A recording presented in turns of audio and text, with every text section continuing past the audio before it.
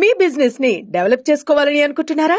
అయితే వెంటనే సంప్రదించవలసిన ఫోన్ నంబర్ 7729969299. అధ్యక్ష, సర్పంచ్ల పెండింగ్ బిల్లులకు సంబంధించి హరీష్ రావు గారు, అదేవిధంగా రాజేశ్వర్ రెడ్డి గారు, వెంకటరమణారెడ్డి గారు, కోవలక్ష్మి గారు, నాయన్ రాజేందర్ రెడ్డి గారు, కొత్త ప్రభాకర్ రెడ్డి గారు మాట్లాడడం జరిగింది సార్.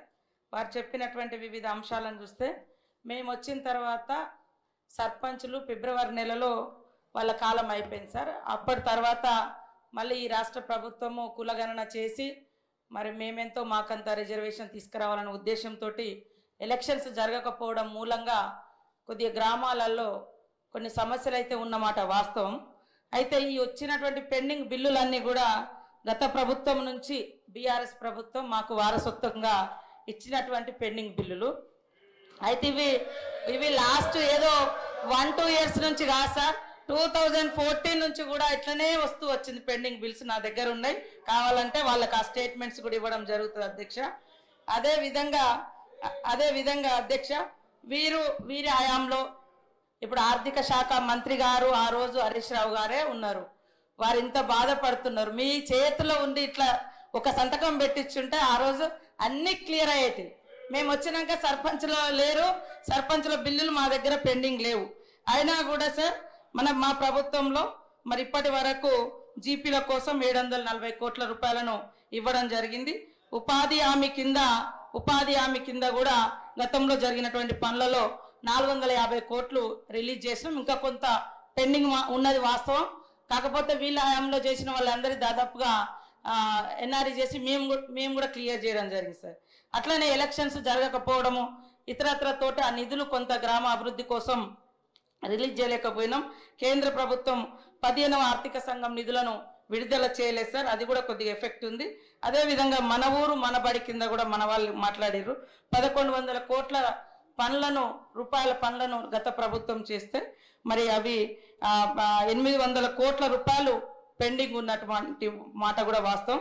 ఇప్పుడు మేము అమ్మ ఆదర్శ పాఠశాలలతోటి పనులు చేయించడం జరుగుతూ ఉంది సార్. కాబట్టి ఈరోజు మరి మా కోవలక్ష్మి గారు ఎమ్మెల్యే గారు అన్నట్టుగా మేము చెల్లించమనలేదు, చెల్లిస్తాము. మీరు ఇచ్చిపోయినటువంటి వారసత్వం పెండింగ్ బిల్లులు, అప్పులు, ఆర్థిక వ్యవస్థ బాగలేదు కాబట్టి సర్దుబాటు చేస్తున్నాం, కొద్దిగా టైం అడుగుతున్నాం, కానీ మేము చెల్లించలేదు అని అనలేదు. సాక్షాత్తు ఆర్థిక శాఖ ఆనాటి మంత్రి గారు ఉండి ఈసారి చాలాసార్లు మాట్లాడుతున్నారు ఈ సబ్జెక్ట్. మీరు ఒక్క సంతకం పెట్టి ఉంటే 600 కోట్లు ఆ రోజే రిలీజ్ అయ్యేది. కానీ మరి బీఆర్ఎస్ అంటే బకాయిల రాష్ట్ర సమితి లాగా మాకు ఇచ్చిపోయినరు. అదే వారసత్వంతో మరి మేము చెల్లించలేని పరిస్థితి ఉంది. కానీ తప్పకుండా సర్పంచులు అందరు సంబంధించినటువంటి సర్పంచులు ఉన్నారు, వాళ్ళ బాధ మాకు తెలుసు. వాళ్ళు ఆత్మహత్యలు చేసుకున్నారు మీ హయాంలో, చాలా మంది రకరకాల ఇబ్బందులు పడ్డారు. కాబట్టి సానుభూతితో ఉన్నాం. సకాలంలో రిలీజ్ చేసేందుకు ఆర్థిక శాఖ మంత్రులను కూడా నేను వేదిక ద్వారా కూడా కోరుతా ఉన్నాం. మీ తరఫున కూడా నేను మాట్లాడుతా ఉన్నాను. నమస్తే. స్పీకర్ గారితో సవినయంగా మనవి చేసేది ఏంటంటే, సభ నడుపుతున్న తీరు పట్ల నా తీవ్ర ఆవేదన వ్యక్తం చేస్తా ఉన్నా. ఫస్ట్ క్వశ్చన్లో నేను చెయ్యెత్తితే మీరు సిగ్నేటరీ కాదు, మీకు మైక్ ఇవ్వమన్నారు.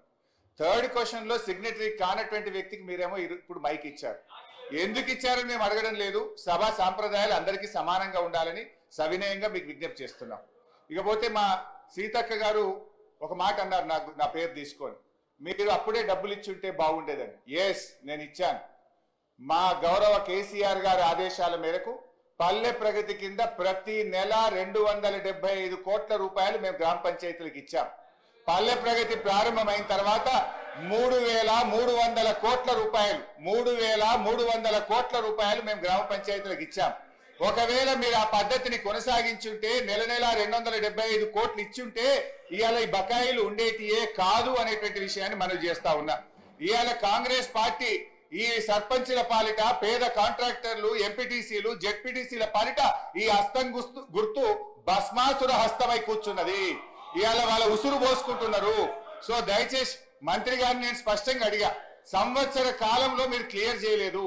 ఒక్క నవంబర్లో బడా కాంట్రాక్టర్లకు 1200 ఇచ్చారు. అందులో సగం ఇస్తే సర్పంచ్ల బిల్లులు క్లియర్ అవుతుండే.